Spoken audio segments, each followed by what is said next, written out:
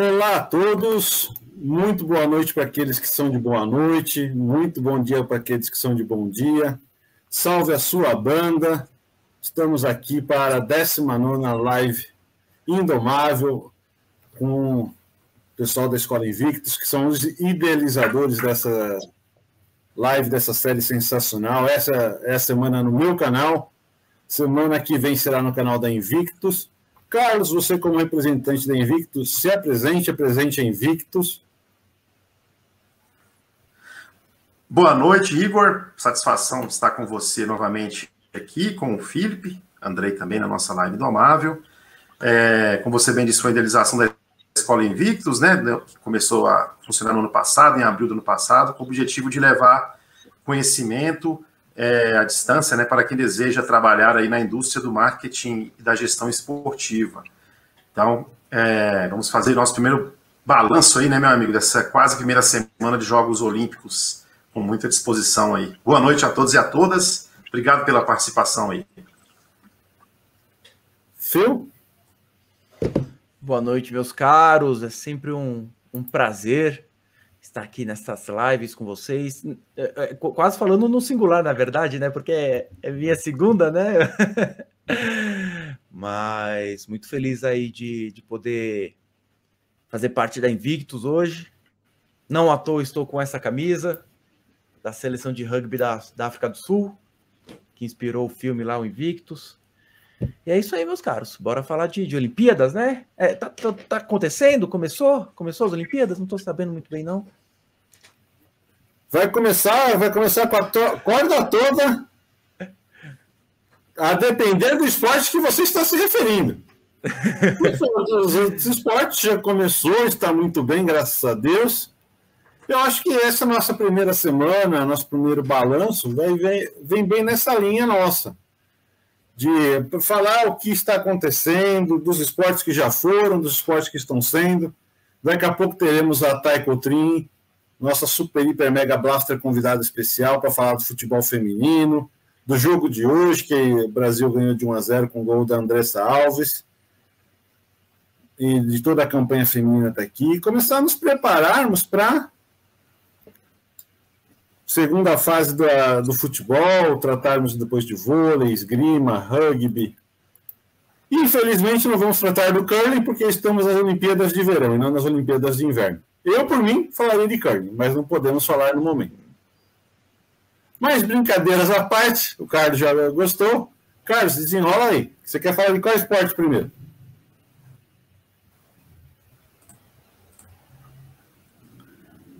Não, tava só a internet está um pouco instável hoje. Estou só acompanhando mesmo a falar de vocês aí mesmo. Tranquilo. Phil, escolhe um esporte. Meus caros, acho que é justo a gente falar do surf, né? Já que a gente tá aí em cima do lance. E, cara, eu acompanhei. Aliás, eu já peço desculpa aí se eu bocejar ao vivo, mas tá duro. Olimpíadas de madrugada é um negócio complicado. Mas foi emocionante, cara. As baterias assim foram muito boas. Mesmo com a saída do Medina. Na última, assim, foi sossegado, né? O Ítalo arrebentou. E é muito legal, né, cara? Porque quando a gente vê um medalhista, tal qual ele, tal qual a Raíssa, né? Que é a famosa fadinha, a história deles surge, né? O pessoal fica público. E é sempre muito bonito, porque é uma história sempre de superação, cara. O esporte no Brasil parece que às vezes é sempre muito na base do sofrimento mesmo, né? De não se ter apoio. Você pega o rapaz começou a surfar com tampa de caixa de isopor, cara. Isso é muito Brasil, assim, né? Cá entre nós. É muito tropical, Kubanacan, sabe? E eu acho barato, cara, assim, conhecer essas histórias. E eu gosto de ficar vendo as entrevistas depois. É muito massa, cara. E é muito legal ver o Brasil marcando história na primeira vez que uma modalidade compete, né? Seja no skate ou seja no surf. Cara, é uma coisa que eu falo, que o melhor do esporte, até como ex-esportista que eu sou, são as histórias humanas por trás do esporte, cara. É por isso que há tantos filmes sobre esporte. Porque o esporte, ele ali, dependendo da modalidade, em 4 quartos, em 2 tempos, seja do que for, numa bateria, você tem dramas, você tem histórias que viram filmes mesmo, e bons filmes. Eu acho que a história do menino é muito boa, a história da fadinha é legal da gente falar, até pela idade dela, né? Com 13 anos. Pode ser que amanhã ela pare, foi medalhista com 13 e parou aos 13 anos e 6 meses. Pode ser que ela ganhe mais 5 medalhas, porque seriam mais 20 anos, com 33 é nova para o esporte. Ela pode ser a maior medalhista da história, né? Pelo tempo de conquista de medalhas dela, se ela continuar com o rendimento, ela vai ser a olímpica da história do Brasil. Quiçá da história das Olimpíadas, porque ela tem essa possibilidade. Se uma Olimpíada é disputada de 4 em 4 anos, ela tem 13, se ela disputar 6 Olimpíadas, são 24 anos. Ela vai estar com 37.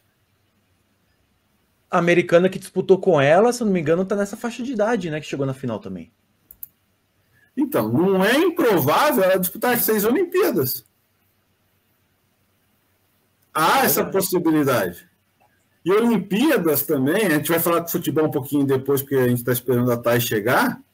Tem histórias interessantíssimas, que é a história do Paulinho, que criou toda aquela celeuma quando ele agradeceu a Exu por estar na seleção, por estar lá. É uma celeuma para alguns, para outros, aí eu vou me incluir, é uma coisa mais natural do mundo. Você saudar a Exu, até porque sem Exu nada se faz, né? Aqueles que conhecem a religião sabem que você sauda a Deus e depois você sauda a esquerda para começar qualquer evento. Eu estou falando isso porque, quando a gente está falando de histórias humanas, é uma bela história humana. Totalmente. Eu acho que quando a gente trata de Olimpíada, a gente trata do humano em primeiro lugar. Vamos tratar de patrocínios também. Exato. Inclusive, nessa questão da história humana, foi um pouco que eu quis trazer no vídeo que a gente soltou hoje no canal da Invictus, né? Que é a questão da Filipina lá. A Heidli. Sensacional ela, cara. Hã? Ela é sensacional. Eu acho que ela pegou o espírito olímpico da melhor forma. Foi, cara. Foi assim, eu fui ver os vídeos, ela chorando, obviamente. Aí você via na entrevista ela chorando, o preparador chorando, o treinador chorando, mas chorando assim, não sabia o que fazer, sabe? Assim, não sei se eu abraço alguém, se eu tampo a cara, meio que não tava acreditando. E ela nem era tão azarão assim, porque ela foi prata no Rio. Se bem que no Rio ela era favorita e não ganhou. E tem isso também, né, Olimpíadas, né, cara? Você pega, assim, pessoal botando mal fé no Medina, né? Até pelo status que ele tem, quase de popstar, amigo do Neymar. E vai lá o Ítalo, né? O cara que era campeão, foi campeão mundial, mas quietinho lá, né? Com pouco holofote em cima. Eu acho sensacional essas histórias, cara. E ela ficou exilada praticamente. A história dela, inclusive, é toda cheia de... Cara, ela já foi incluída numa lista de conspiração do presidente lá da Filipinas, que é um presidente extremamente autoritário. É assim, parece que tudo acontece com ela e ela foi lá e ganhou medalha de ouro, cara. É um negócio incrível. Esse aspecto que fala, cara, não é incomum nas Olimpíadas a gente ver atletas, grandes atletas, passarem por perrengues com regimes autoritários nos seus países, né? Na sua trajetória esportiva. Salvo engano, acho que a Nádia Comaneci passou um pouco disso. A fada da Romênia na ginástica, né, que ganhou também bastante nota, salvo engano, medalha de ouro, foi a primeira nota 100, né, acho que da ginástica. Foi. Triplo, assim. Ela passou por dificuldades também, porque se tornou uma celebridade no país, né, acaba tendo também uma política de visibilidade, né, e aí passou na carreira dela dificuldades para poder competir. Olha, eu acho que a gente tem que falar, nem sempre é um regime autoritário o problema. Vamos colocar a Thay. Oi, Thay. Libera o seu áudio, querida.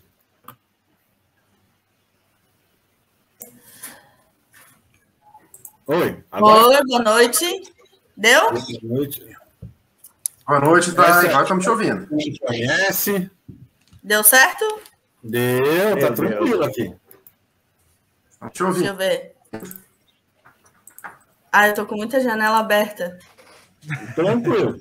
A gente estava falando de atletas que tiveram problema em seus países. Eu ia falar que nem sempre você precisa ter um regime autoritário. É só a gente lembrar dos atletas americanos que fizeram o gesto do punho cerrado para cima na Olimpíada, que foram...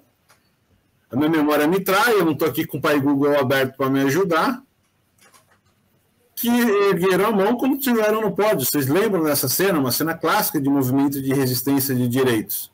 Sim. Eu lembro. Mas esse caso aí até dá para discutir, né? Porque pode dizer que o governo é autoritário por uma parte, né? Era uma manifestação por um movimento lá dos Panteras Negras que era justamente contra a forma que o governo, né, o establishment, atuava contra os negros, né? Enfim, é mais profundo que isso. Mas, de fato, eu acho que é com governos em geral, né? Com ideologias, de repente, enfim. Eu acho que esse é o bacana do esporte, cara. Ele traz essas possibilidades, como a gente falou, né, de criarmos em 90 minutos ou em 1 hora, ou numa corrida de 1 minuto, histórias que vão se perpetuar para sempre. A gente pode lembrar daquele corredor negro dos Estados Unidos na Olimpíada de Berlim, que ganhou a medalha e teve que ser aplaudido pelo estádio inteiro. O Owens, não era? O Jesse Owens, não. Jesse Owens, é ele, não é? Acho que é ele. Esse é o bacana do esporte. E tem outro lado bacana até, já vou fazer uma introdução para passar a bola para a Thay. Hoje, vocês viram que a Andressa Alves fez um gol, foram perguntar para ela, que foi o segundo gol de falta do Brasil, e o primeiro gol foi da minha esposa, que é o da Fran. Antes que eu me esqueça, Fran, beijo para vocês duas, se vocês estiverem me vendo. Cara, olha que incrível. A Fran fez um gol olímpico e a esposa dela fez outro gol olímpico. Olímpico não, gol de falta na Olimpíada. Olha que bacana, olha que história para ser contada num filme. É verdade. Tá, e você que já comentou futebol hoje de manhã e não conosco, comenta um pouquinho do jogo. Então, boa noite. Agora acho que agora entrou legal ali, consegui enquadrar. Obrigada mais uma vez pelo convite, satisfação estar aqui com vocês. E, cara, olha, a gente tava meio que confiante nesse jogo aí, que esse jogo ia ser mais tranquilo, mas não foi, tá? Não foi. Deu bastante susto aí no pessoal. A gente estava achando que ia ser tranquilo, que a Pia ia botar as meninas para dar uma rodada, descansar algumas peças, mas olha, foi complicado, hein? Foi bem complicado, foi um jogo difícil, foi um jogo disputado. O time da Zâmbia muito bem fisicamente, muito bem. Muito bem mesmo. Nós tivemos outras equipes brasileiras de outras modalidades passando aperto, né? Seleção feminina masculina 0-0 com a Costa do Marfim, a seleção de vôlei virou um jogo quase com a Argentina, e a seleção feminina, até onde eu estava acompanhando hoje, perdeu o primeiro set para a seleção americana. Acho que depois ela virou. Então, nós tivemos outras situações que o Brasil passou aperto em jogos teóricos de outras modalidades, né? Os jogos coletivos não foram fáceis. Entre ontem e hoje foi mais complicado.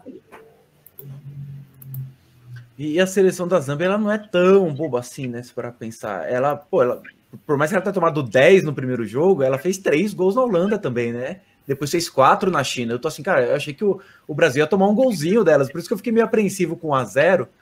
Porque elas estavam... O ataque não estava dos piores, não. A defesa que estava um Deus dará, né? A defesa que não ajudava, mas o ataque... É o que eu ia falar, o ataque das meninas era um bom ataque. Sim, tem uma menina lá que acho que é Bárbara, o nome dela. A menina joga demais.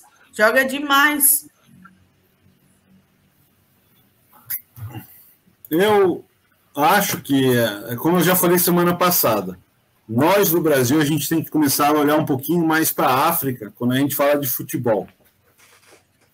Eu acho que... Sabe aquela brincadeira que não tem mais bobo no futebol? Ela se aplica e se aplica muito para a África também. Hoje em dia as informações elas rodam o mundo muito fácil, né? Antigamente, por exemplo, tu tinha um time de futebol, uma equipe, sei lá, no sul de Porto Alegre ali, raramente ele ia ter acesso a um treinamento do Barcelona, vamos supor. Hoje em dia, não. Hoje em dia se estuda. Hoje em dia o esporte também é estudado. E aí acaba abrindo novos leques e novos concorrentes aí, né? Sim. Tá saindo fumaça de algum lugar aí, Igor. O que tá se fazendo? Tá pegando fogo, bicho? Como a gente vai falar da situação do Paulinho e agradecer ao Exu, e como não se faz nada sem agradecer a Exu, eu acendi o meu incenso. É um incenso. A gente está agradecendo e falando deles, eu achei por bem acender o meu incenso. Antes da gente começar a live, já fiz a minha conversa com eles, pedi a proteção deles. Muito bem.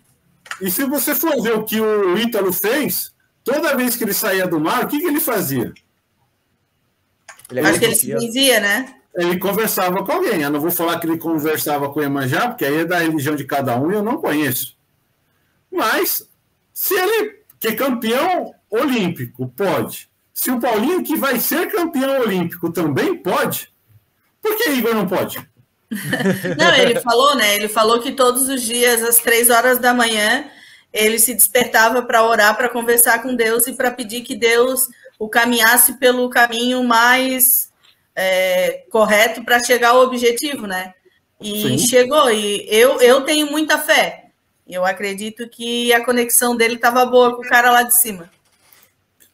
Então, é isso. Se a gente chama o Pai Maior de Deus, de Oxalá, de Javé, de Já, tanto faz. Ele é um só, tá único e indivisível.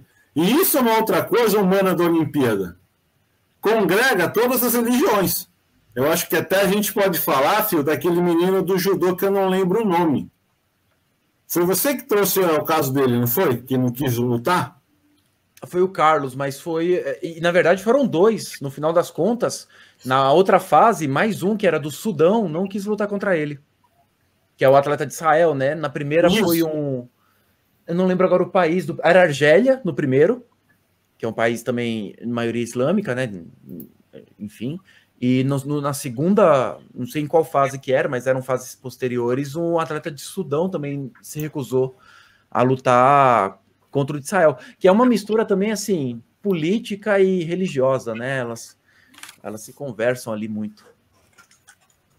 Eu acho que essa é a parte humana da... Você vê que a gente tenta sair da parte humana da Olimpíada e acaba voltando, né? Eu acho que... A gente teve outra situação, foi da própria Simone Biles, né? Não foi religiosa nem política, mas espiritual interno, de questão de rendimento, que não quis disputar, né, uma final, né, na ginástica, assim, corajosa, na minha opinião, né? Ao abrir mão de disputar mais uma final olímpica, né? Ela também foi bem diferente nessa Olimpíada, né? E isso reforça bem o que o Igor falou da questão humana, né? Porque ela expõe o lado psicológico. Porque o pessoal vê a Simone Biles dando 300 piruetas mortais e por aí vai. E, cara, ela é gente, ela é humana. E ela mesma falou isso na entrevista. Ela falou, o pessoal acha que nós, atletas, enfim, somos como se fosse algo implacável, mas no final do dia nós somos pessoas normais, né? E a gente precisa cuidar da nossa mente e tal. Foi um discurso bem impactante para abrir os olhos aí. Ela falou assim, Felipe, ó, eu senti que elas precisavam avançar sempre, e ela sentiu isso. Foi uma longa jornada olímpica, foi um longo ano. Depois da apresentação que fiz, não queria ir para outro país, dar um passo para trás, pensar na minha saúde mental, disse Biles em uma longa conversa após a prova. Sempre que você entra em uma situação de alto estresse, você meio que enlouquece. Tenho que mirar minha saúde mental e não colocar em risco minha saúde e bem-estar. É uma bosta quando for sua própria cabeça. Você quer fazer isso por si mesmo, mas ainda fica muito preocupado, o mundo vai dizer. Olha que interessante e corajoso o depoimento dela, hein? Histórico isso aqui.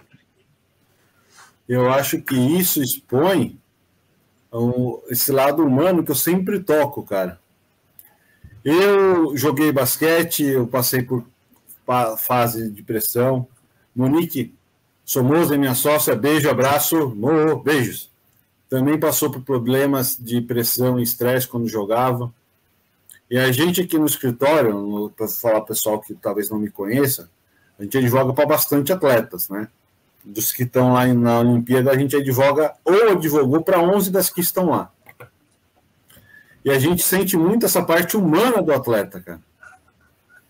Eu acho que nós estamos falando de esporte, seja de marketing esportivo, que é o foco maior da Invictus, e eu mais para a parte de direito, é uma coisa que a gente tem que começar a fazer essa discussão, e a Thay, como presidente de time e jogadora, até que ponto é válido levar o atleta além do limite psicológico. Eu quero botar mais o fogo nesse caminho aí. Então fala. Outro atleta brasileira. Como é que seria a reação no Brasil com esse, hein? No Brasil, eu vou deixar a Thay falar, porque presidente de time. Cara, a gente aqui, infelizmente, é um país onde se leva tudo a ferro e fogo, né? Tu fala, aqui é literalmente levado ao pé da letra. Tu fala o que você quer e a pessoa entende o que quer. Então, muita gente ia falar, muita gente ia cancelar, muita gente ia falar que não tem nada a ver misturar, porque as pessoas, elas acreditam que os atletas são bonecos, números, e que eles são assim. E, cara, não são gente igual a gente. Igual eu falo, uma pessoa famosa, ela não tem diferença nenhuma de mim, de você, de ninguém. A diferença é que o trabalho dela exige que expõe mais a imagem e o teu não. Então, por trás são seres humanos e precisam, sim, desse lado humano, e muitos até se perdem. A gente tem histórias aí de jogadores que o lado pessoal acabou atrapalhando bem o lado profissional, e é isso. Eu acho que aqui daria um vucu-vucu. Mas como não é daqui, o pessoal daqui, muitos nem se falam, né? Não viram, não prestaram atenção. Daqui, eu vou levantar a bola e vou cortar. Só vou levantar e vou deixar ou o Fio ou o Carlos falar.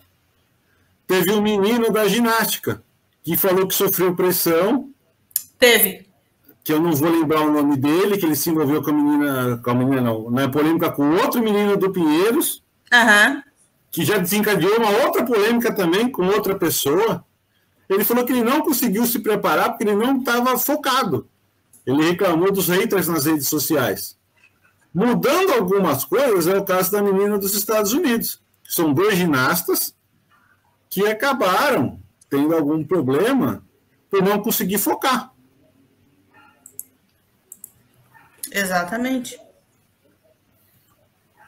A gente tem o caso da Bárbara. Eu particularmente acho ela uma pessoa muito forte psicologicamente, porque se fosse eu já tinha da seleção brasileira, porque não é todo mundo que vai ver a gente que sabe qual Bárbara, porque tinha outra Bárbara. Hoje. Eu acho que todo mundo está acompanhando. A Bárbara, atual seleção da seleção brasileira titular das Olimpíadas. Eu já tinha pego as minhas coisinhas, botado dentro da minha mochilinha e já tinha pegado a bicicleta e voltado, porque eu não ia aguentar. É muita pressão, é muita pressão. E as pessoas não entendem. Eu acho que eu falei com o Igor sobre isso. Independente, se está acima do peso, se foi mal, se tomou um gol que não era para tomar, independente, ela está lá. Agora, quem está lá é ela. E ela foi convocada. Se ela foi convocada, é por algum motivo que, com certeza, do lado de atleta, tem para estar lá. Então, é complicado. As pessoas falam horrores. falam demais, falam do pessoal, misturam tudo, e isso é muito complexo. Com certeza o atleta tem que estar muito preparado psicologicamente, porque senão não aguenta. Sabe o que eu acho duro, cara? É assim, a gente pega a Bárbara, o rapaz da ginástica, enfim, eles passam 4 anos praticamente no ostracismo, né? Porque a grande mídia não dá atenção, o público não vai num estádio, num ginásio assistir, lotar, e aí quando chega nas Olimpíadas, cobram de uma maneira como se fossem o maior astro da história do futebol. Não ponderam nada, aí cobram preparo psicológico, como se tivesse uma superestrutura por volta, né? Embora assim, a Bárbara seja uma goleira consagrada do futebol feminino, não é muito, mas muito longe de qualquer questão da tensão que envolve, da estrutura que envolve o futebol masculino. Isso a gente tem que ter a consciência disso. Foi um pouco também que eu trouxe no vídeo lá sobre a Marta, né? Que ela, quando a Puma foi renovar com ela em 2018, estamos falando de Marta, né? É só a jogadora eleita mais vezes a melhor do mundo no futebol, independente se é homem ou mulher, e a Puma vai lá e oferece menos da metade do contrato que tinha antes para renovar. Então, assim, é sintomático, né? Aí chega nas Olimpíadas, querem cobrar as meninas, querem cobrar os ginastas, querem cobrar como se fossem, assim, meu Deus do céu, é obrigação deles serem campeões de ouro, não pode falhar. Exatamente. Eu fiz uma postagem sobre essas cobranças em cima da Bárbara e várias pessoas vieram falar que ela tem que ser cobrada, elas têm que entender que elas são atleta. Olha quantas cobranças tem em cima de Flamengo e Corinthians. Não sei o quê, falando um monte. Meu, não tem comparação. É exatamente o que você falou, não tem comparação. Porque, só para você ter uma ideia, hoje a turma da Bárbara estava fazendo uma homenagem para ela, a turma de enfermagem, fazendo uma homenagem para ela lá, dizendo que estão apoiando ela, tudo. Meu, as meninas trabalham, estudam, jogam e tem que ter resultado. Aí os bonitos vão lá, só treinam, a profissão deles é ser atleta, ser jogador de futebol somente, ganham muito bem por isso e tomam um frango. Tomam um, não, né? Vários. Porque vários. Quantos. Eu falei na live lá também. Quantos gols o Cássio já tomou? O Thiago Volpe, olha o salário do Thiago Volpe, a posição que ele tá, e ele é chamado de. Meu, assim, cada coisa que falam para ele, e tipo. Normal, tomou? Vai fazer o quê? Tomou um gol aí. Por se tratar de futebol feminino, aí a goleira ela tem que ser 100%. Sendo que não existe um goleiro 100%. Não existe. Tu pegar o melhor goleiro do mundo... Inclusive, a média desse final de semana, né? Oi, Carlos. A média do Thiago Volpe ainda deu uma piorada esse final de semana, né? A média do Volpe deu uma piorada esse final de semana, inclusive. Deu uma piorada. Pode falar que o coitado não teve culpa dos 5 gols. Eu acho que deu 5... Acho que baixou 5 aí no grau dele. Rapaz. E vocês viram? Eu tento levar a discussão para o lado que não é humano e a gente traz. Eu acho que nessa primeira meia hora de live, a gente pode concluir que o esporte é indissociável do lado humano, cara. Até porque eu não tenho aqui o vídeo, mas eu vi ele no Instagram de algum amigo meu. No Japão tem um robô batendo lance livre. Se for para botar um robô batendo lance livre, acabou o esporte, não vai ter erro. O bonito do esporte é esse lado humano, é o erro. Sim, com certeza. Não, outra coisa que eu acho extremamente errada é porque, assim, tu vai colocar ali, deixa eu ver, tu vai colocar o Gabigol contra o Thiago Volpe. Aí o Gabigol tá numa noite inspirada, faz 5 gols. Aí o que vai se sobressair vai ser o gol do Gabigol, porque ele está bem preparado, porque ele é atacante de área, porque ele faz gol de pensamento, etc, etc, etc. Mas aí, quando a Bárbara tomou gol, eles em nenhum momento falaram sobre o ataque da Holanda. Em nenhum momento eles enalteceram as meninas que estavam jogando. Então, assim, eu jogo futsal, eu jogo na frente. Eu trabalho para fazer gol. No final do estadual, eu fiz um gol olímpico na melhor goleira que a gente tem aqui.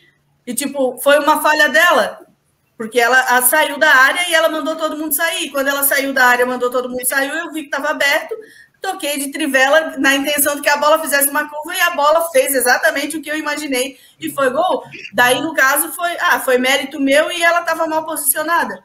Então, tem essas duas partes, mas aí o pessoal esquece o lado que a atacante estava bem posicionada, que a atacante estava muito bem, que ela se posicionou muito bem, e aí ataca só um lado. E falando de lado humano, eu vou devolver a bola, Carlos, nada contra você, mas eu vou devolver para o Phil agora, porque a gente falou de lado humano, falou de um monte de coisa. Davidson, já vou botar sua mensagem aqui, mas daqui a pouco a gente fala dela. Phil, conta a história dessa sua camisa, dos invictos da África do Sul, porque mais do que eles serem campeões, quem viu o filme, e a gente não vivia na África do Sul, então a gente conhece de ver o filme, viu que ele usou o esporte para quê? Para unir um país. Exatamente. Ele usou o aspecto humano do esporte para unir o país. Conta um pouquinho, então, da história da sua camisa, da história do filme, e aí a gente vai para o Davidson aqui. Para a gente entender isso daí, não pode, obviamente, deixar de falar do apartheid, né, que foi o regime político-social que ficou na África do Sul durante décadas. Inclusive, a África do Sul sofreu várias sanções esportivas até então, né? Se eu não me engano, foi até começo dos anos 90. E, embora o apartheid tenha acabado nessa época, não é igual escravidão no Brasil, é igual qualquer choque que você possa, rompimento que você possa ter numa sociedade. Ela acaba o oficial, né? Mas o social se mantém. Então, a África do Sul é um país muito dividido racialmente, ainda mas lógico que naquela época era mais evidente. E, enfim, chega o Nelson Mandela no governo. O rugby era um esporte reconhecidamente vinculado ao lado branco da África do Sul, e ele via naquilo, no rugby, no esporte, e na possibilidade de receber o Mundial, uma oportunidade justamente de unir as raças. Então ele abraçou essa causa do rugby, que já era algo assim um pouco não chocante, mas que rompeu já uma barreira dessa questão do negro apoiar o rugby. Teve aquela interação diretamente com o capitão do time, falou assim, você é o líder, você é o que vai comandar isso daqui, mostra o projeto. François Pienaar. Exatamente. E, enfim, foi um sucesso o campeonato, foi um sucesso a seleção, não tinha como isso não virar um filme, né? Inclusive, na Invictus tem um episódio de resenha, né, Carlos? Acho que o Carlos até é mais indicado para falar do... Coloca, acho que o Carlos até é mais... Muito bem. Mas é isso, e eu acho interessante, isso, lógico, ali de uma forma bem resumida, mas é interessante que, da mesma forma que a gente não dá para não associar o esporte ao lado humano, mas na verdade também não dá para tirar o lado político, o lado social, é tudo uma coisa só. Quando eu vejo alguém, um jornalista, teve até recente, jogadores falando... Não, tem política e futebol não se mistura, política e no esporte não se mistura. Não é que se mistura o tempo todo. O tempo todo. A gente vê isso nas Olimpíadas, a gente vê isso no futebol. Não tem como desassociar uma coisa da outra, porque são pessoas que estão ali. São pessoas embaixo de um governo. A FIFA pode vir falar que assim, não, se a gente perceber que o governo está interferindo numa federação, nós vamos intervir. Na verdade, é se interferir prejudicando as ideias da FIFA, né? Porque interfere todo tempo. Aqui no Brasil, pelo amor de Deus, né? Tem apoio do governo para futebol, tem jogo voltado para futebol, enfim, tem leis, né, que faz uma pressão ali, um lobby favorecendo o clube de futebol. Então, enfim, são vários os exemplos que nós temos aí do lado social, político e humano associado ao esporte. Esse foi o nosso momento cultural desta live. Espera aí, vamos aqui. Primeiro, Davidson. Fala, Carlos. Não, se quiser falar sobre o Davidson, depois eu completo. Tô achando injusto. O Igor tá deixando o Carlos de lado, hein? Fala, Carlos. Fala que a gente quer te ouvir. Se joga, Carlos. Pode falar. Esse é o filme da resenha, é o link da resenha Invictus que eu coloquei. Eu só queria retomar, até um pouco com base no que o Davidson falou, né? Para fechar essa questão do apoio psicológico, né, do atleta. Primeiramente, voltamos ao Davidson. Da fada, né? Isso. A gente falou um pouco da Raíssa, né? Da atleta medalha de prata no skate. Quanto eu tenho. Para isso, ela vai ter que ter um trabalho psicológico também muito bem feito a partir de agora, né? Porque a vida dela com 13 anos já mudou abissalmente, principalmente quando ela retornar para o Brasil aqui. Ela tem que ter um trabalho muito importante nesse sentido, para que tenha essa carreira que a gente espera que ela tenha. E aí, falando isso que a gente disse, é o papel do psicólogo esportivo, né?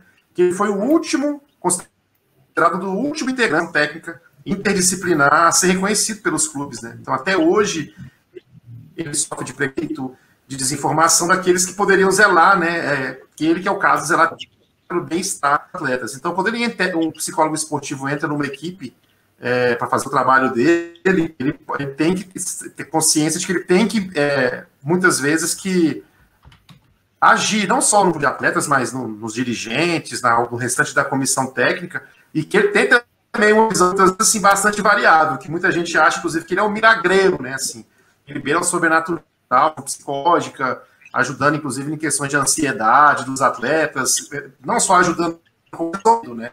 Então, ele não é um milagreiro, mas além disso, ainda tem muito preconceito no Brasil. E mas vamos dizer, uma restrição, né, de muitas entidades esportivas de investir no trabalho desse profissional, que tem tudo a ver para ajudar os nossos atletas a superarem questões como ansiedade, fogo, né, a questão de concentração, percepção do corpo dele, do próprio atleta, diminuir, estabelecer autoconfiança, autocontrole, prevenção de lesões, né, alcanças, o caso da Simone tem tudo a ver com isso, com o que o Davidson disse. Temos a questão também do overtraining, de burnout de atletas. É muito comum a gente ver casos de atletas que sofrem de burnout, que é a questão meio psíquica mesmo, do cansaço psíquico, e o overtraining que causa mesmo a lesão do atleta do organismo, né? Então, só queria fechar essa questão aí com vocês. É de extrema importância. Viu? Como não cacei a palavra do Carlos, deixei ele falar tudo que ele queria, mais um pouco. Muito bem, parabéns. Estrelinha. Aqui eu estou jogando de igual de camisa 10. Eu só estou tocando a bola. Estou naquele esquema argentino. Toca e me foi. Até porque, cara, como a gente está falando de um balanço de Olimpíada, eu acho que a gente tem que dar uma passada geral em tudo, e que cada um pode sempre falar de um ponto diferente. Eu posso falar do basquete e quero falar que eu sou contra continuarem chamando o time americano masculino, não o feminino, que está com 50 vitórias, de Dream Team. O único time dos sonhos que existiu foi o de Barcelona em 92, o qual eu, graças a Deus, já era vivo e jogava basquete na época, pude ver. O time americano tem que ser chamado pelo que ele é, time americano. Ponto. Ele não é o supra-sumo do máximo. Como time, eu prefiro, na minha modestíssima opinião, ver o time da Argentina jogando, mesmo tendo tomado um passeio agora, 2 ou 3 dias atrás, porque com essa história de os caras jogarem lá de madrugada, eu me perco nos negócios. Acho que eles tomaram 20 pontos de diferença da Eslováquia. Mas eu gosto de ver a escola jogando. É o meu tipo de time jogando. Eu quero trazer isso para o nosso balanço. Vale a pena continuar chamando o time americano masculino de Dream Team? Vou opinar novamente, igual a nossa amiga Glória Pires. Não sou capaz de opinar. Eles vão jogar hoje, não vão? Eu queria ver o resultado do jogo de hoje. É hoje, essa madrugada já é isso, Felipe? Você que está acompanhando esse calendário. Rapaz, eu vou ser bem sincero, eu tô tão alucinado com as Olimpíadas Eu não tenho o calendário pronto. Eu começo a acessar os canais e a Sport TV, ela fora a Sport TV 1, 2, 3, 4, você vai a partir do 900, pelo menos na net, são mais 40, quase 50 canais. Tem hora que eu tô vendo esgrima e sem narração. É só o esporte passando. Arco e flecha. Tô lá assistindo, então eu não sei. Do calendário, realmente, eu não sei. Eu acompanho o que tá passando. O time americano, às 5 horas da manhã, no Sport TV 4, no Band Esporte, vai jogar contra... Cadê esse negócio? Minto. Quem vai jogar às 4 horas da manhã é outra coisa. O time americano vai jogar às 1h40 contra o Irã, transmissão do Sport TV 4 e Band Esporte. E o UOL faz essa mesma pergunta que eu fiz para vocês. É Dream Team ou não é? A estreia foi com derrota para a França. Baita time francês também. Portanto, a seleção masculina dos Estados Unidos pega o Irã sob pressão às 4 horas desta quarta-feira. Desta vez. No entanto, o favoritismo norte-americano é enorme. Cara, não é Dream Team. É um bom time, ponto, acabou.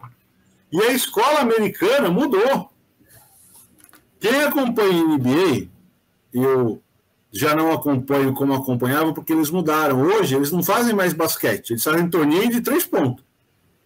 Quando o Splash Brothers veio, no Golden State Warriors, que era uma equipe de pequena para média, e esse é o mérito do Steph Curry, pessoal dele, começaram a chutar cada vez mais longe, cada vez mais distante, o jogo mudou. Hoje, você não joga mais com aquele pivô fixo 5. Hoje, você já não tem mais no basquete norte-americano aquele desequilíbrio entre o armador com seus 1,95, 2 metros e um pivô de 2,16, 2,20. Hoje está todo mundo nivelado. Hoje, o garrafão não está mais congestionado. Vocês, não sei se acompanharam o basquete na década de 90, eu acompanhei. Você via aquelas infiltrações do Michael Jordan, o meio do garrafão estava sempre congestionado. Hoje tu pega o grego cortando dentro do garrafão, está vazio. Abriu o jogo. Mudou a dinâmica do jogo. O problema é que nós, no Brasil, isso é um problema nosso, a gente está acostumado a achar que basquete é só NBA. Poucas pessoas aqui acompanham a NBA. Eu acompanho. O Miguel Selec, que é um amigo meu, jornalista, acompanha a NBB, ele adora a NBB. Mas a gente não costuma ver o que é FIBA. E por isso que eu falo, basquete não é só NBA, basquete é muito mais que isso. Davidson na área, vamos dar passagem para ele. Dream Team é mais um adjetivo de herança dos times da NBA. Já foi mesmo um Dream Team, mas hoje é o que você disse. Os tempos mudaram. Eu acho que é isso, o Davidson concorda. Tá aí, se quiser opinar, Phil, Carlos, não sei se vocês acompanham basquete ou não, se não quiserem, a gente passa para o próximo. Eu concordo. Acompanho um pouco, sim. Eu concordo, eu acho assim que ele cresceu muito, assim, o intercâmbio também, ele já existia, né, antes, no basquete mundial, mas ele aumentou ainda mais. A gente vê o NBA hoje com vários estrangeiros de todos os lugares do mundo, né, vários brasileiros jogam, acho que ainda jogam lá, temos ainda, salvo engano. Eu acho que esse intercâmbio, já que a gente tinha muito assim, o basquete norte-americano, muito ele mesmo, com pouco intercâmbio no início entre os outros países do mundo, acho que isso mudou bastante a popularização dele. E então, acho que sim, ele pode até ser o Dream Team, mas ele ainda tem os outros times que sonham também, que fazem sonhar como ele, né? Talvez não seja o único time do Sul. E trazendo só um título de comparação, que para mim Dream Team realmente é um apelido de um time daquela época, né? Não da equipe, não é a mesma coisa que tipo você pegar o São Paulo e chamar de tricolor. Não, para mim era aquele time específico. O Barcelona, o Clube de Futebol Barcelona, ele tem um time também conhecido como Dream Team, que é o time de 92. Eu acho que muito na onda, como em 92 chegou o Dream Team de basquete lá em Barcelona, eles apelidaram aquele time de 92 também como o time dos sonhos. Eles tinham conquistado o Campeonato Europeu e tinham jogadores como Stoichkov, tinha o Zubizarreta no gol, Ferrero, Coman. Então, era um timaço. Então, até hoje em Barcelona, apesar de eles terem gerações mais à frente, que ganharam até mais coisas, o Dream Team deles é o time de 92. Pode ter outros apelidos dos times seguintes, mas o Dream Team é o 92. Como aqui em São Paulo, é o caso do Palmeiras de 96. Ainda sobre essa onda. O pessoal fala do Palmeiras bicampeão 93, 94, e aí sem clubismo quase qualquer da minha parte, como vocês sabem disso, sem clubismo algum. Para mim, o Dream Team é de 96, que é pouco falado, porque ele durou 4 meses, durou um campeonato paulista. Era o time dos 100 gols, né? É o time dos 100 gols. Quando o Miller foi embora, porque rompeu o campeonato, ele foi embora num domingo, e o segundo jogo com o Cruzeiro foi numa quarta. Ele voltou para o São Paulo, a gente fez proposta para ele ficar seguro, tudo, ele não quis, ele voltou para o São Paulo, direito dele. Ali acabou aquele time, porque era o Miller que fazia aquele time jogar, aquele time jogava por música. Como se você falar academia para o palmeirense, são duas, tanto é que você fala em primeira academia e segunda. Tudo isso para falar do time americano, o Dream Team foi de 94, ponto, acabou. Magic Johnson já com HIV positivo, jogando, jogou muita bola. Larry Bird, Michael Jordan, foi a geração que levou a NBA para o mundo. E voltamos a falar aquilo, é a parte humana. O ouro foi o que menos importou, todo mundo sabia que eles iam ganhar. O que importava ali era o quê? As histórias que a gente está contando hoje, ó. Passou o quê? 29 anos. E a gente... Os nomes que entraram na história, né? São nomes que ficaram gravados para sempre. E até pessoas leigas no basquete, por exemplo, como eu, quando falo esses nomes, sei exatamente do momento que se viveu e do que se fala e o que se trata quando fala no nome desses caras aí. Até o Christian Leitner, que é o único universitário que estava naquele time, que isso pouca gente lembra, aquela equipe não era formada só pelos profissionais, era formada por um universitário. Chegou na NBA, não teve uma carreira tão gloriosa quanto os demais, sem demérito para ele. É que ele foi colocado para jogar com a fina flor do basquete do último século. É verdade. E seguindo ao nosso balanço... Agora, eu acho também... Fala, Carlos. Não, só para dizer assim que foi uma novidade nas Olimpíadas, né? O Dream Team ter participado, né? Não mais a seleção universitária dos Estados Unidos. Eu acho que os outros times foram se desenvolvendo no basquete, esse intercâmbio, esses jogos foram ajudando também. É verdade, de certa forma, mesmo que realizado de 4 em 4 anos, né? Mas os outros times foram aprendendo como é globalizado e a informação circula muito rápido, né? Os intercâmbios de jogadores. Então eu acho que essa medalha de ouro não está tão garantida nessa Olimpíada, não. Talvez esteja bastante ameaçada, viu? Quero agradecer deles para ter uma opinião ainda mais bem informada a respeito disso. Eu acho que dessa vez eles não vão levar medalha de ouro, não. Se eles conseguirem chegar ali para bronze, já vai estar de muito bom tamanho para eles. Ele já vem aos trancos e barrancos desde a preparação, né?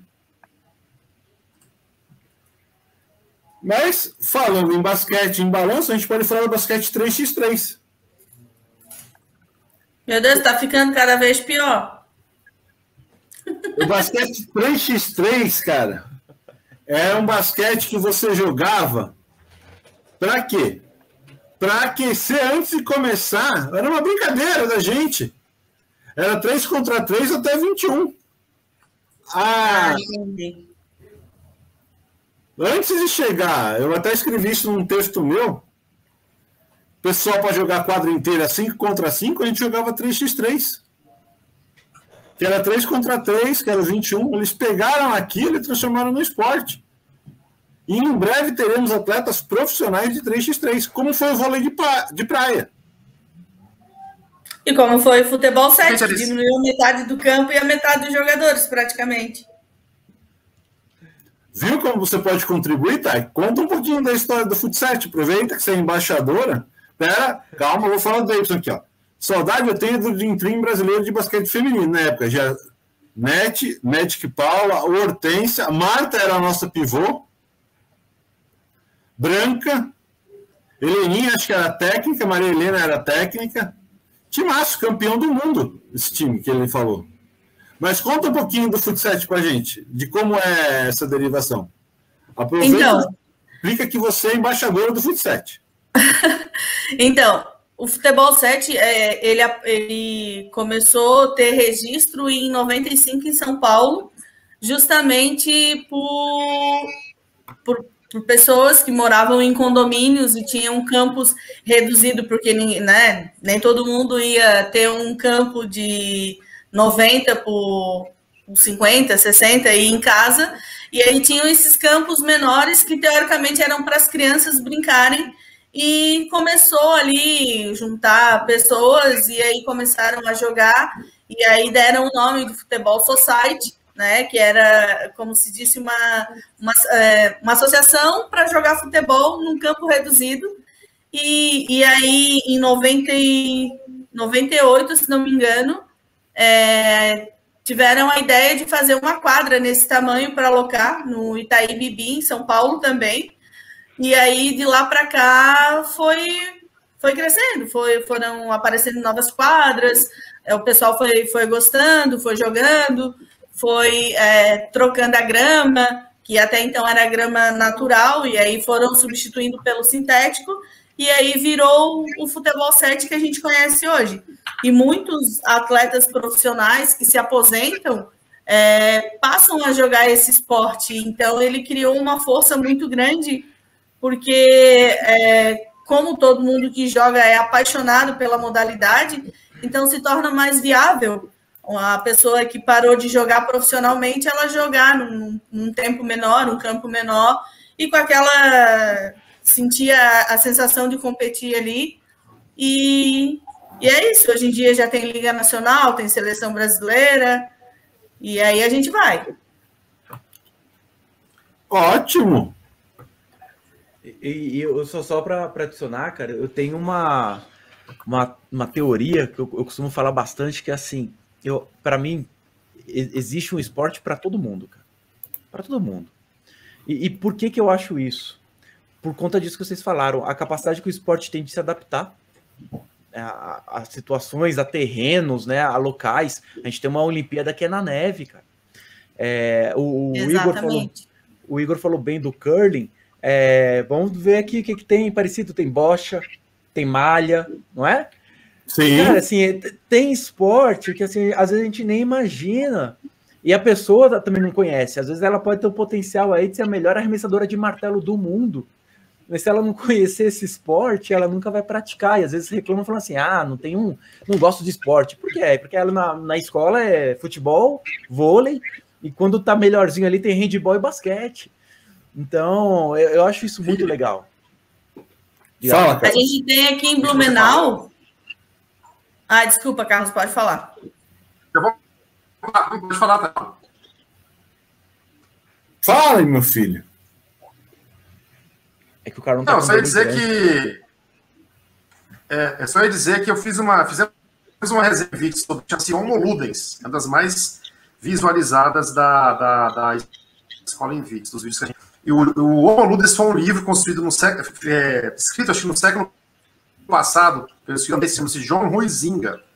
Ele estudou sobre as dimensões do esporte e do jogo nas civilizações, e daí ele criou, né, como tem o Homo sapiens, o Australopithecus, a dimensão do Homo Ludens, que é o homem no aspecto da cultura e do jogo, onde está em esporte. Então ele fala nesse livro, que ele é muito interessante, que a questão do jogo e do esporte, ele está acima da cultura. Só que os animais brincam, se divertem, tem uns tipos de modalidade quase esportivas dele, e que o jogo também, e o esporte, vai estar sempre ligado na sociedade, quando o ser humano existir. Então ele faz parte da sociedade, da cultura, a cultura é dinâmico. A prova disso são essas modalidades novas que estão entrando nas Olimpíadas agora, isso do skate, o surf, né? Lógico que aí também entra um aspecto de negócio, né? Mas é muito esperto, inteligente ver como uma forma de reciclar, né, as próprias Olimpíadas, mas podemos ser da sociedade, ver o que as pessoas estão praticando, que é um pouco disso que o Felipe está dizendo. E, por fim, uma situação que é também política, mas para o lado negativo, que a gente pode ver, já que entrou, acho que escalada, o mountain bike e o surf nessa Olimpíada, foram 5 provas. Nós não tivemos até hoje, por questões políticas também, a entrada do futsal, que atende requisitos para ser um esporte olímpico, né? Mas não interessa para a FIFA realizar um futsal, tá? A Olimpíada, mesmo, ocorre sempre os campeonatos mundiais de futsal no mesmo ano das Olimpíadas, né? Então, assim, o esporte tem esse lado social, cultural, né? Que todo mundo pratica, de certa forma, dentro da gente, mas também esbarra em questões políticas e econômicas, né? E o futsal, eu acho. Vamos por vez. Fio, fala você primeiro. Eu não falei, eu tô ouvindo um eco, eu não ia falar, não. Carlos, vai falar? Vamos organizar isso aqui. Não. Acho que era a Thay que queria falar. Não. Então, Thay, fala você. Não, eu ia falar antes. Aqui em Blumenau, ali Rio do Sul, a gente tem um Vale Europeu. O apelido da região ali é Vale Europeu. E ali tem competições de cortar lenha, de serrar lá com serrote. E, tipo, para a cidade, para competir isso, eu fico lembrando que lá no Paraná, quando eu morava lá no Paraná, a gente tinha fogão a lenha, a gente não, né? Eu era criança, mas os meus tios cortavam lenha, e era um trabalho para fazer eles cortar lenha, e os caras competem entre si ali, e o treinamento deles é cortar lenha. Quanto mais se corta lenha, mais pega o jeito, mais tem chance de ganhar a medalha lá no negócio deles. Tipo, o esporte ele é tão mágico que ele desperta emoções e isso é mundial. Quando duas pessoas ali se competem por alguma coisa, é mágico. O esporte eu não consigo decifrar o que é, mas é algo muito, muito forte e muito surreal.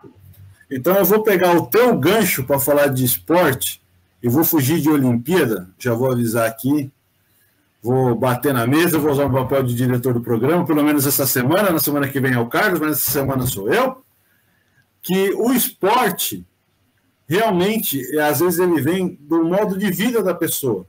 Isso que você está falando, Thay, quando tinha a ESPN Internacional, lá no começo dela, que era canal 1 e canal 2, tinha o ESPN Outdoors e tinha competição disso, de tora, de madeira, de lançamento de machado, e ainda tem até hoje nos Estados Unidos, mas eu ia falar do rodeio. O rodeio lá no Paraná é muito forte também. Para mim, rodeio é esporte. Eu fui ver a final mundial do rodeio em Las Vegas. Sei que muitos não consideram esporte, sei que outros vão considerar que é crueldade com animais, cada um na sua, eu não estou aqui discutindo isso. Mas partindo do pressuposto que é esporte, que é da onde eu estou partindo, ele é um esporte que ele nasceu do quê? Do dia a dia do peão de boiadeiro ou do cowboy americano. O que é a prova de laço de bezerro? Por que você laçava o bezerro no pasto? Porque tu precisava marcar o bezerro, não vou discutir se isso é maldade ou não, botar o ferro quente nele, o ferro frio. Você precisava pegar ele para aplicar a vacina. E começou a disputa de quem fazia isso de um modo mais rápido. Quem levava mais jeito. De quem levava mais jeito. Se você for pegar essa concepção, quase tudo na vida pode ser um esporte. Mas isso... Sabe o que é curioso você falar isso, Igor? Eu fiz uma prova recente, o certificado de espanhol, o Cervantes. E tem a prova oral que você conversa com a examinadora. Enfim, aí o tema lá que pegou na hora era esporte. Então, estamos lá falando e tal. Aí, eu não lembro como que a gente chegou nesse assunto. Que ela falou assim, mas o esporte está muito associado a físico, né? Eu falei, não, tem os esportes da mente. Aí ela me cita um. Eu falei, xadrez. Aí ela me cita outro. Eu, pôquer. Ela, pôquer não é esporte? Eu falei, pôquer não é esporte? Pesquisa livro, o que tem de livro sobre pôquer, de técnica. E os esportes eletrônicos? Os esportes eletrônicos. Um jogador de pôquer, ele tem treinador, tal qual o eletrônico, tem treinador, né? Ele não é um jogo de azar, é um jogo que mexe com estatística, é um jogo que mexe com postura. Então, muito... isso que forma de, por exemplo, o pessoal achar que um skate é um esporte vagabundo, um surf é um esporte vagabundo, né? E quando vê numa Olimpíada, tá lá trazendo medalha pro Brasil, e agora, né? O Brasil só tem vagabundo? Não necessariamente, né? Eu tô migrando, o Igor sabe, vocês talvez não saibam, mas eu trabalhei... Desde que eu comecei a trabalhar, eu trabalhava no ramo automotivo. Aí comecei trabalhando vendendo moto, depois fui trabalhar no banco fazendo financiamento, depois saí, fui trabalhar como vendedora de automóveis e fiquei até no começo da pandemia aí. E aí decidi que era hora de parar, que não dava mais para mim, eu não quero mais trabalhar com isso, estou migrando para o outro lado. Aí fiz um curso, fiz outro, aí comecei a aprender tráfego pago. E agora eu estou nessa competição aí. Agora eu já fiz 3 cursos e quero mais, e eu quero me tornar uma fera do tráfego pago. E é isso que eu vou fazer. E isso automaticamente, involuntariamente, já se tornou uma competição. E eu já quero ser, eu já quero, tipo, estar aí nas cabeças entre os, sei lá, 10, e se tiver menina eu quero ficar na frente, e é competição. Falando de esportes, não, deixa para lá depois. Vocês já pegaram no meu pé da outra live? É o mesmo motivo. Mas... o horário, o tempo. Não é o tempo. Eu acho que a Invictus podia fazer uma live sobre esportes. Eu indico 2 ou 3 pessoas fantásticas para falarem sobre esportes. Uma delas é quem me convenceu que esportes era esporte. Tá? Eu acho que eu particularmente entendo que para ser esporte, como é o automobilismo, eu preciso de algumas regras sobre o computador, sobre a conexão. Eu preciso equalizar as coisas. Exato. Se eu vou fazer um torneio de esporte, igual teve aqui no Allianz Parque, aqui embaixo, que todo mundo tinha o mesmo processador, a mesma velocidade de conexão, o mesmo tudo, é uma situação, então eu vou analisar a pessoa. Fazendo um paralelo fora do mundo do esporte, é a mesma coisa que investe em bolsa. Temos aqui pessoas que trabalharam no mercado financeiro. Se a minha conexão é, sei lá o quê, 1 milésimo de segundo mais lenta do que a do fio, a ordem dele de compra ou de venda da ação vai chegar primeiro que a minha. O famoso delay. Esse delay me causa um prejuízo financeiro. Que se for esporte, pode me causar um prejuízo. Pode. Eu estou com o meu computador, isso aqui é um mouse, para quem não está vendo. Eu posso ter qualquer mouse, porque eu não sou atleta. O atleta que usa um mouse para jogar tem que ter o melhor mouse possível. Exato. É a questão da competitividade, né? E trazendo um paralelo em cima que vocês falaram até mesmo do automobilismo, e o esporte americano em si é um que é focado em competitividade, é comparar a Fórmula Indy com a Fórmula 1. A Fórmula Indy é praticamente o mesmo carro para todo mundo. E aí que você vai ver o piloto em si, né? A organização da equipe, a estratégia, comparado à Fórmula 1, que você já sabe ali no começo do ano quem é que vai se liderar ali, né? Vai ser 1, 2 equipes ali, até fica um negócio mais sem graça. E você pega uma Fórmula Indy, você pega o 500 milhas de Indianápolis, o Hélio Castro Neves ganhando com 40 e poucos anos. É um negócio que é surpreendente. Falando de Fórmula Indy, aí o Carlos vai explicar a live que ele fez de esportes aqui. Eu fui para Indianápolis porque eu assisti 3 Super Bowls na vida. Um dos que eu assisti foi em Indianápolis. Eu fui naquele autódromo. Detalhe, eu não gosto de automobilismo, tá? Mas não tem como o caboclo não se emocionar de entrar ali no autódromo. Só de você estar ali, de ver, é extremamente emocionante, porque você está vendo, não é o autódromo, é a história. Quantos filmes não se passaram nas 500 milhas de Indianápolis? Eu agora não lembro de nenhum, mas o pai Google vai ajudar. Enquanto eu falo aqui, vocês 3 podiam pesquisar. Filho, pesquisa aí, você que manda bem nesse negócio? Filme com o Indianápolis. Como tem Le Mans 24 horas, que eu não conheço. Ainda vou ao alemão conhecer. Como tem Mônaco. Quando a gente fala disso, Indianápolis, ela transcende o mundo do automobilismo. Ela se tornou uma lenda. Estou te falando porque eu levei meu pai e minha mãe no autódromo de Indianápolis. Seu Celso, grande meu pai, que trabalha com autopeças, diga-se de passagem, ficou emocionado, cara. Ficou extremamente emocionado. Isso é um outro ponto que eu acho que a gente podia falar. Aí eu vou deixar, não sei se o Fio achou algum filme ou não sei se o Carlos quer falar. Tem um filme chamado 500 Milhas, da década de 60, mas tem vários aqui. Tem um sobre Le Mans, que é dos anos 70. Tem aquele filme do... Como que era? Que era foi recente, que era a batalha entre o Niki Lauda... o Fórmula 1 para trás, verdade. Foi mais recente, né? Interessante. E o momento cultural do Igor, eu vou trazer um filme fantástico.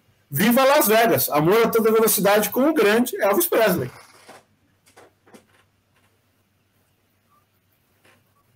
Esse filme eu não conheço. Você precisa... Puxou um aqui, ó, Homem de Coragem.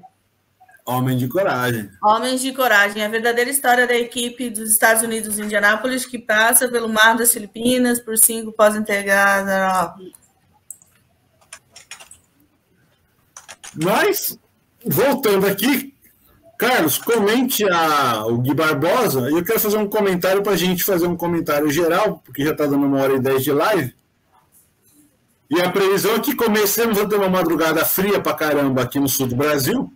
Não aí no Planalto Central, que vocês estão de camisetinha, mas aqui pode ter temperatura negativa, eu ainda preciso caminhar para casa. Carlos, explica aí quem é o Gui Barbosa.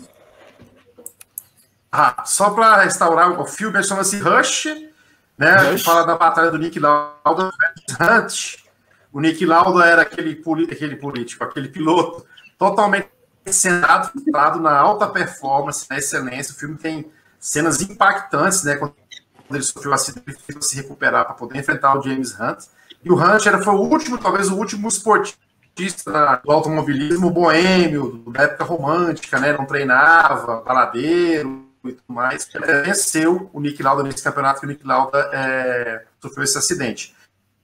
Bom, o Gui Barbosa, ele hoje trabalha no TikTok e ele nos deu a honra de participar de uma live conosco. Eu botei aí a live com o Gui Barbosa, o link para quem quiser assistir, da criação de parcerias do esporte no Brasil. Essa live é bastante interessante que ele fez, ele falou bastante do mundo do game com a gente na Invictus. Está no nosso canal do Instagram, nesse link que a gente colocou no YouTube, mas de fato, o Zé tivesse muito conteúdo para estar sempre presente aqui no live do Amável, porque isso é uma parte do esporte, assim, que está crescendo até mais do que o esporte real, né? Então, assim, essa galera eu vi. E até gente da nossa idade mesmo, assim, não tão jovem, né? Práticos eletrônicos e essas verdadeiras celebridades, né? Como Gaules e tantos outros atletas e influenciadores, né? Também a gente traz no mundo dos esportes.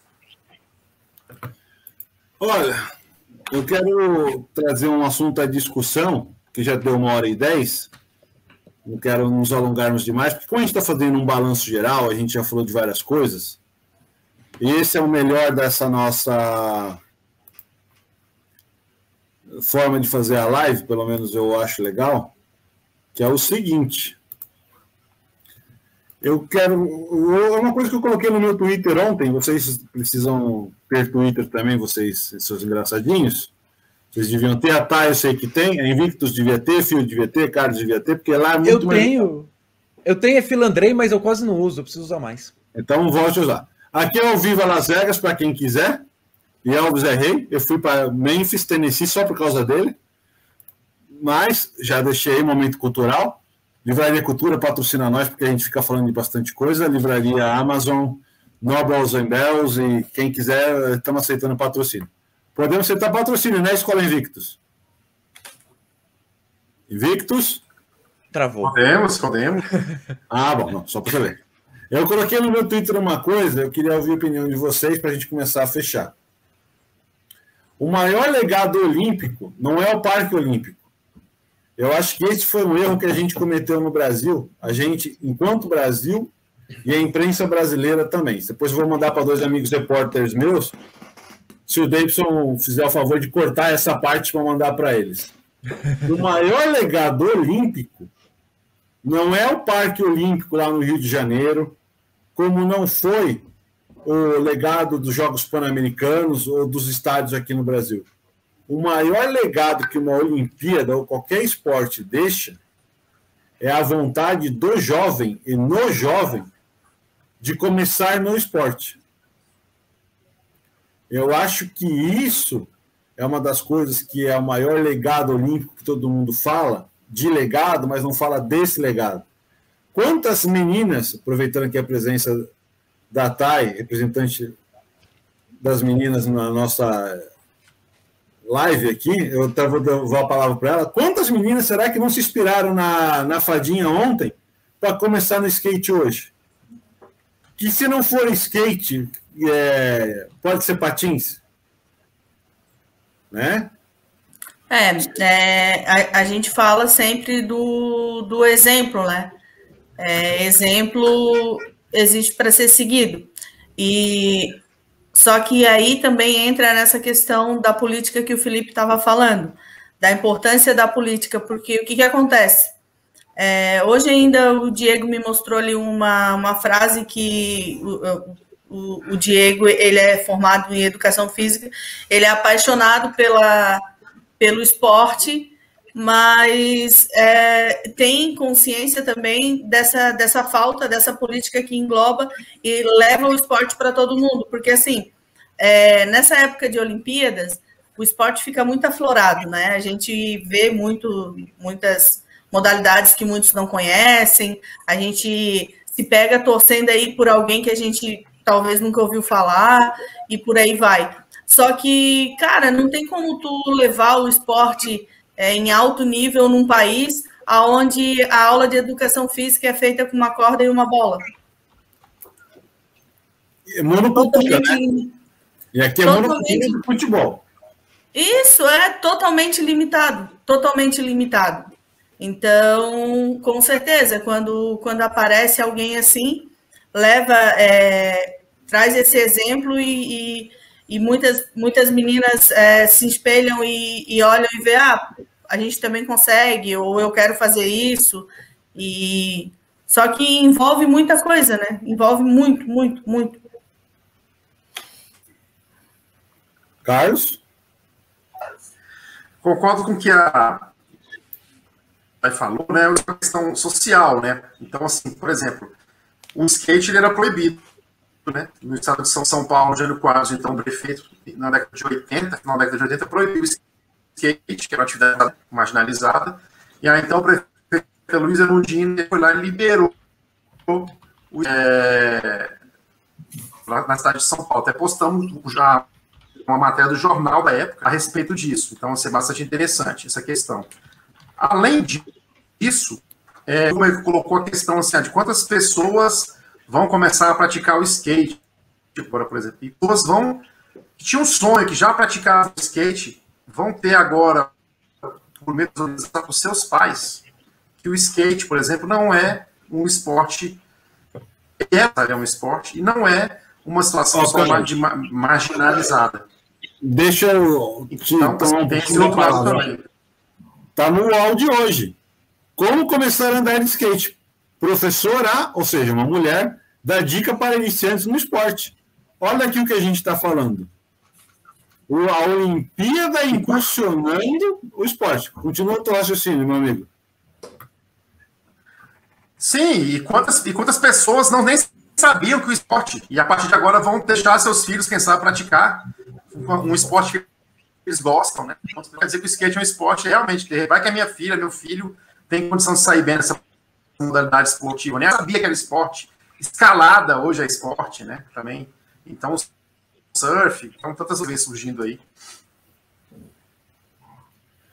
Phil? Meus caros, vocês falaram tudo.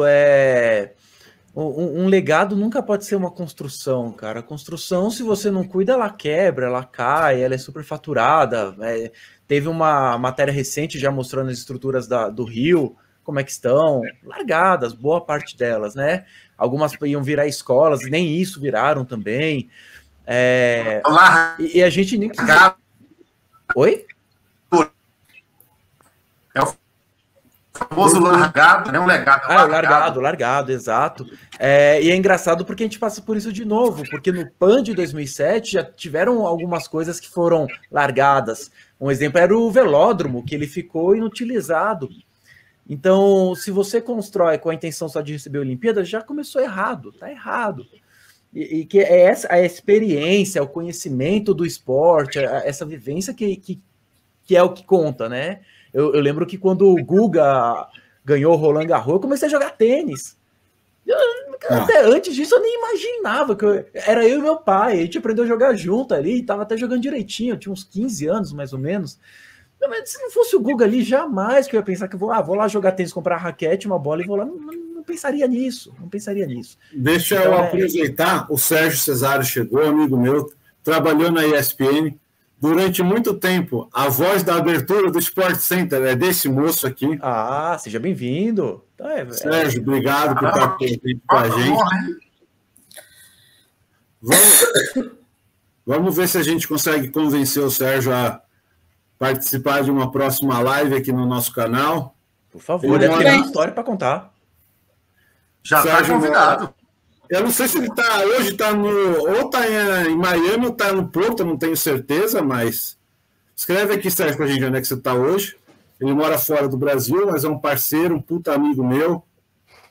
Gente finíssima, ele vai trazer várias histórias de esporte que só ele contando mesmo. Certamente. Pessoal, eu posso só trazer um negocinho aqui que eu estou me segurando? Pode, só uma coisa. O Sérgio está em Miami agora. Pode falar, filho.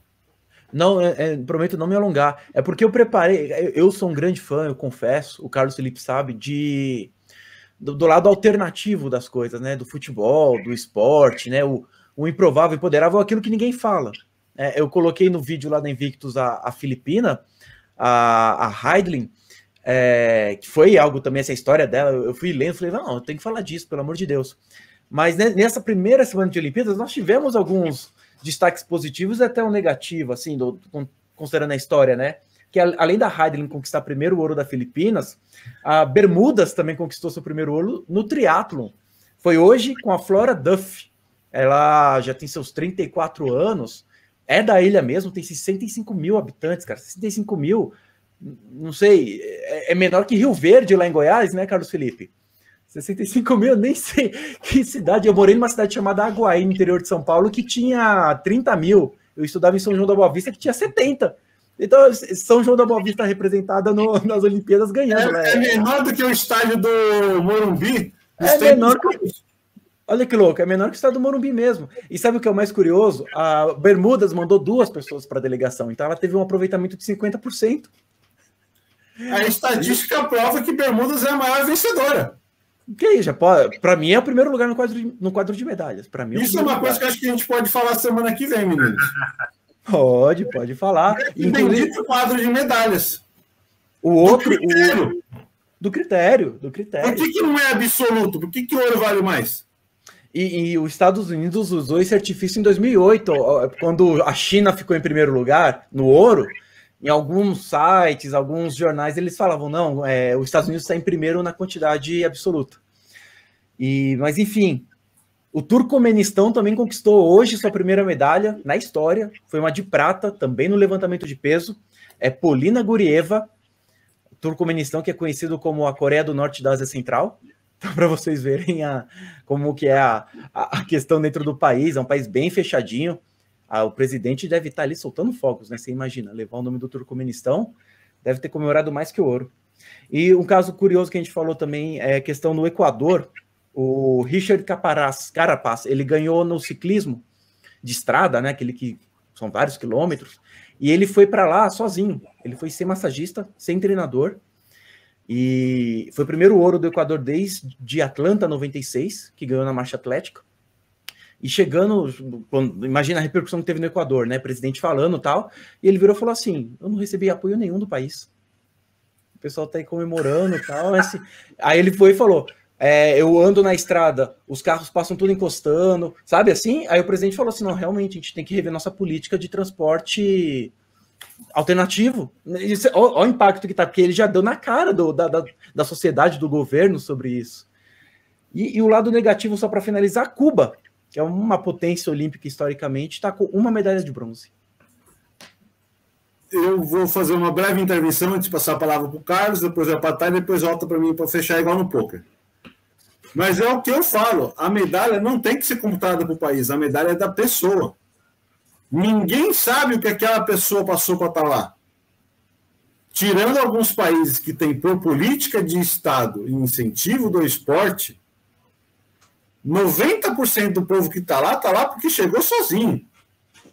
Porque pagou, pelo menos no começo, seu próprio tênis, sua própria refeição, sua própria viagem. É o que o menino falou. Ninguém apoia o cara. Quando ganha, todo mundo quer aparecer na foto.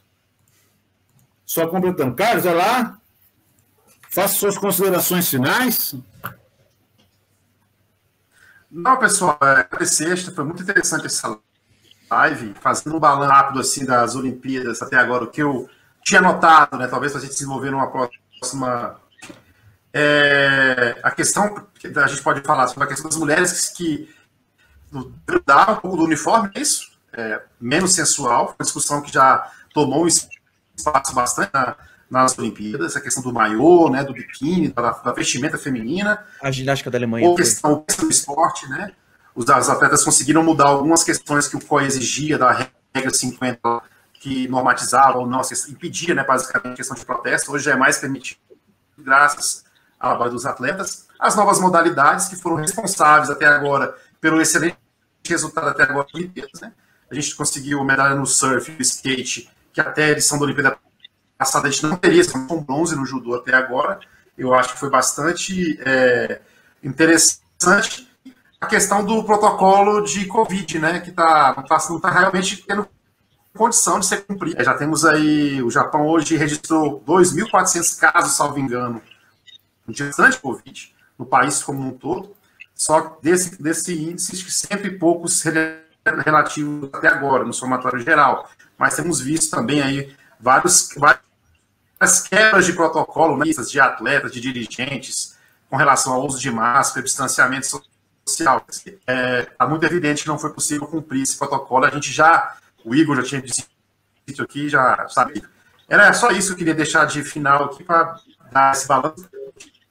Até agora entender mais fora do esporte em si, que a gente pode mencionar aqui para o nosso público. Muito obrigado, pessoal. E você, tá tudo no seu nome. Então, é bem complicado esse negócio. Realmente, eu sempre uso a frase aqui. Quando se está no pódio, falta espaço para subir em cima. Para as pessoas subir em cima, para te, né, tipo, apertar tua mão, te parabenizar, fazer aquela publicaçãozinha no Stories marota ali com o teu troféu, com a tua medalha. Mas caminhar o trajeto, geralmente o atleta caminha sozinho. E a gente passa muito por isso aqui, muito mesmo. A segunda convocação que a gente teve aqui no Atlético Catarinense para a seleção feminina foi da nossa atleta Bárbara. Essa menina sempre jogou com a gente. Nós não temos apoio de poder público nenhum, não temos ajuda de prefeitura, vereador, nunca tivemos. E quando ela voltou do Peru, que ela foi participar da Copa América lá, tinha uma homenagem para ela na Câmara de Vereadores. E lá eles falaram que a atleta era dali, saiu dali, que o vereador que fez a homenagem falou que ajudava ela. Coisa assim que... Olha, tu vendo, tu não acredita. Mas, infelizmente, é o outro lado do esporte, né? o outro lado que a gente não gosta do esporte, mas que infelizmente acontece muito. Mas, falando da nossa live, muito obrigada mais uma vez pelo convite. Achei também bem produtiva. É sempre legal a gente trocar ideia aí, que a gente conversa sobre vários assuntos, todo mundo passa um pouquinho ali no assunto de cada um, tirando o basquete aí, que a gente não entende muito, mas foi muito legal o convite. Obrigada mais uma vez e boa noite. Obrigado, Thay, por ter aceito o convite. Obrigado, Escola Invictus, por essa nossa parceria. Obrigado a todos aqueles que estão nos acompanhando há 1h25, que acreditam nessa nossa aposta, nesse nosso projeto de toda terça-feira estar aqui, falando de esporte de uma forma diferente, porque a gente aborda a parte humana do esporte, a porta ficou ótimo, né? Aborda a parte de marketing do esporte, aborda o direito, sempre buscando uma visão diferenciada, uma visão humana da coisa. Espero encontrar a todos semana que vem no canal da Invictus. E como é na semana que vem no canal da Invictus, nada melhor do que Carlos para fechar, convidando para estarmos lá na próxima semana. Quem Ciceronia a próxima semana convida. Eu acho que a gente pode começar essa tradição. Carlos, então vai lá, meu filho, faça o convite e o encerramento. Está tudo no seu nome. Obrigado, Igor. Mais um excelente. Convidar mesmo, pessoal, na próxima terça, às 8h30, nós estaremos lá, agora, dessa vez no canal da Invictus no YouTube. E nós vamos ter uma novidade, nós estamos articulando aqui com o Braulio, que é uma pessoa bastante interessante, ele tem pós-graduado e mestrado na Academia Olímpica. O estudo dele foi sobre o olimpismo. Então, nós vamos falar sobre muito interessante, que é do ponto de vista acadêmico mesmo, da gestão e organização de eventos Olimpíada, e ele está já pré-confirmado para na próxima terça-feira que vem falar conosco, trazer também conteúdo de qualidade. Então, contar com todos vocês, sigam o nosso canal, eu botei os links aí, para seguir nosso canal, curtir, compartilhar, ativar os lembretes lá, as notificações, para se a gente fizer um vídeo novo ou quando a gente fizer a live, estar presente, tá bom? Obrigado mais uma vez e terça-feira que vem, se Deus quiser. E ele há de querer e que o Pai Maior proteja todos nós. Muito obrigado a todos e por hoje encerramos.